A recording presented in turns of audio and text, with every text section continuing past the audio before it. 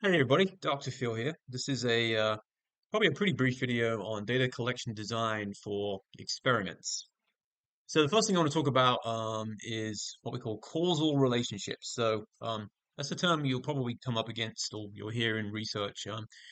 Now we're very careful in research. I'm a pretty experienced researcher, and I would be very careful about saying that like something causes something else, right? I might say this appears to be associated with this, or this appears to be correlated with this. Um, and the thing is, because in the world we live in with so many, natural phenomenons, it's very hard to say that one thing causes this. There might be times when that you can say that, but those times would be rare, would be few and far between. So causal relationships can be distilled down into symmetrical, reciprocal, and then asymmetrical. So sort of like, this thing causes this, which causes it back. Reciprocal, it's this kind of has to happen first, and then something will then happen as think about what the word reciprocal means, right? And then asymmetrical, something may happen, something may cause something, but perhaps whatever it causes is on a much sort of like lower scale. There may not even be a sort of a response stimuli, if you will. But if there is, it would be typically smaller.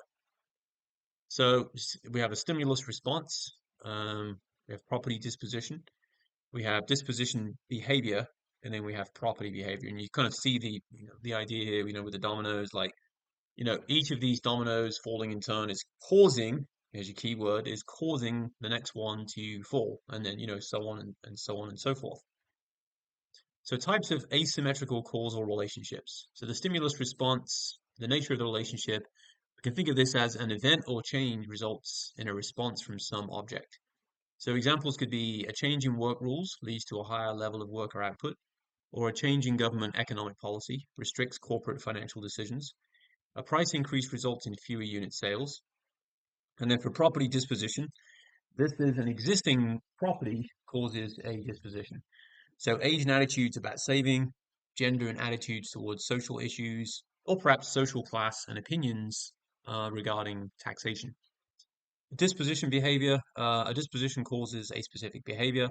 So examples here could be that opinions about a brand and its purchase, job satisfaction and work output, and moral values and tax cheating. And then for property behavior, this is an existing property causes a specific behavior. So stage of the family life cycle, purchases of furniture. That's a pretty good one.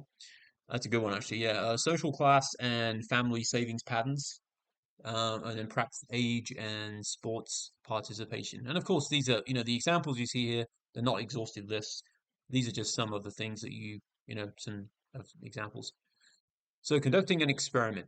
So specify the treatment variables, specify the treatment levels, obviously control the environment, choose the experimental design, select and assign the participants, pilot test, revise, and test, collect the data, and then ultimately analyze the data. So if we just take a look at an example of the placement of benefits. So the hypothesis here states that sales presentations in which the product benefits are introduced at the introduction of a 12-minute message produce better retention of product knowledge by the customer than those in which the product benefits are introduced in the conclusion. So here we can kind of see we've got independent variable one here, right? Product benefits is introduced at the introduction. We've got the body of the sales presentation on this sort of timeline continuum here. And then we have product benefits independent variable two being introduced at the conclusion. And then the dependent variable one, right, is kind of depending on when it was introduced in the product benefits were introduced in the introduction. And then product knowledge number two is where they introduce sort of DV2 is based on independent variable sub two. So random assignment. So this is where we have an equal and known chance of being assigned to any group in the experiment. So it's not like you get to pick, which group you go in. And typically what's done here is most researchers will actually use statistical uh, software packages to help us assign like random people or random, items or entities or whatever it is. We'll just say random people to random groups. Um, but there is an equal chance of being selected for each of those groups, and that's perhaps the most important part. All right, next thing I want to talk about in this video is validity in experimentation. So we have what's called internal validity and we have what's called external validity. So the easiest way to think about this is, because these are probably terms you will hear again, um, internal validity just speaks to, is the experiment doing what the experiment was designed to do? Because you can have an experiment that's very reliable and it'll keep getting the same results over and over again, which is great. But if that's not what you were trying to measure, then it's not helping you, right? So the idea of internal validity just kind of says, all right, what were you trying to measure, and is that what you're getting? Um, External validity speaks to can you can you replicate the results, outside of the study? Could maybe somebody else take these results and, perhaps maybe use the experiment like the research design in a different setting, kind of follow it along and get similar results for maybe a different sample or population. So, what another word we'll sometimes use for external validity is what we call a word I like to use is generalizability, because sometimes I'll write in, if I'm doing a research paper to submit to a journal, I might write towards the end, I might say that, this study is replicable or, generalizable to this area or, this market. And that kind of speaks to its high external validity. So what about some threats to internal validity? So maturation, so just by the passage of time, things change. It may be that, while the research design was good when you first came up with it, maybe time has elapsed and now it's maybe no longer it's not such a good of a research design anymore. Maybe you waited too long to do it. History, yeah, I mean, again, kind of depending on how long it takes you to get the study done. Um, Experimental mortality. So yeah, sometimes what seems like a good research and perhaps is a good research design may be supplanted by like a better way of doing it. Maybe there's an introduction of different type of methodology which would perhaps give us better results. Certainly selection, if you select the sample, for example, if you select the wrong sample, then it's going to affect detrimentally your internal validity. Regression toward the mean, that kind of speaks to that's more of a statistical phenomenon that don't want to get into too much right now, but it's just think of it as a statistical sort of degressor, if you will, and something that's going to cause a problem. Now, if you're doing a qualitative study, then you don't need to worry about that. If you're like me and you do a lot more or but pretty much all quantitative studies, then that might be an issue that crops up. But there are there are workarounds to that. There are ways to get around that and workarounds. And then testing and instrumentation.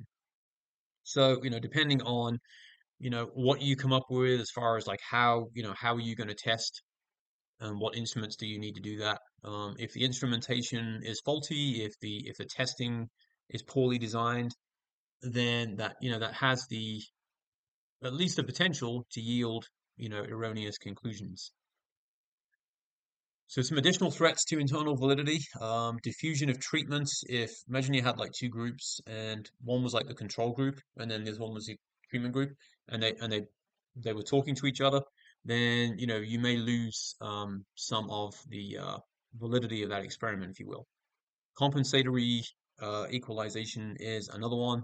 Compensatory rivalry. Sometimes groups will compete against each other, and that's not what you intended for them to do at all.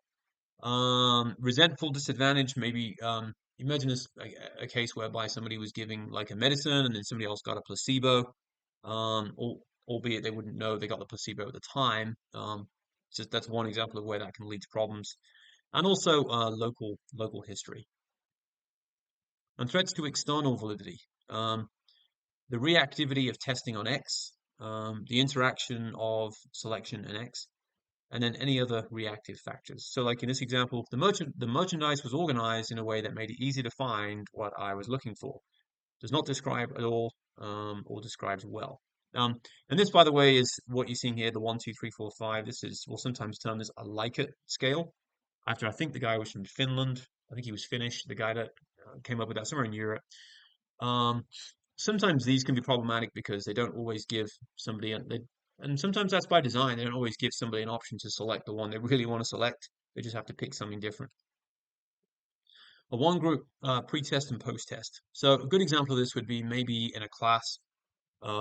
Maybe you were given a pre-test at the beginning of the class and then, a post-test at the end, same group of people. So one group, um, just really to see if the application of X, in this case, sort of, curriculum instruction, if you will, then leads to what you would hope would lead to higher post-test scores than pre-test. And then static group comparison. So the idea here is that think about what the word static means. Static obviously means that it doesn't change. So, the constituency of the group is going to be unchanged. Um, that group is going to go or is going to undergo some type of treatments, which is it here is denoted X. And then we may look to do some sort of like pre-experimental study, some sort of the research design. The research design may include some pre-experimental stuff that we wish to do. And then again, likely there will be some sort of post follow-up too. Yeah, so here's your pre-test and your sort of post-test control group design. Now remember, the control group is typically um, in most experiments, if you're going to split them into groups, you have a treatment group and you have a control group. The control group, like in the example I was giving you with the medicine, like that would be the placebo. They don't know they're getting a placebo, but they're getting a placebo. The treatment group is who actually gets the actual medicine. All right, thanks for watching this video, and I will see you all very soon in another video.